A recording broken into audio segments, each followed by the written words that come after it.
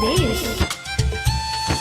राजा जी से जिया हमके सतावेला लागेला जतिया में जब घूंटा उठावेला तोयरवा के खाइल का बड़ा याद आवेला तोयरवा के खाइल का बड़ा याद आवेला राजा जी से जिया हमके सतावेला लागेला जतिया में जब घूंटा उठावेला तोयरवा के खाइल का बड़ा याद आवेला तोयरवा के खाइल का बड़ा याद आवेला।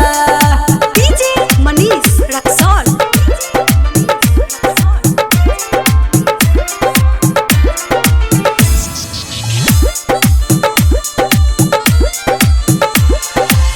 कहेला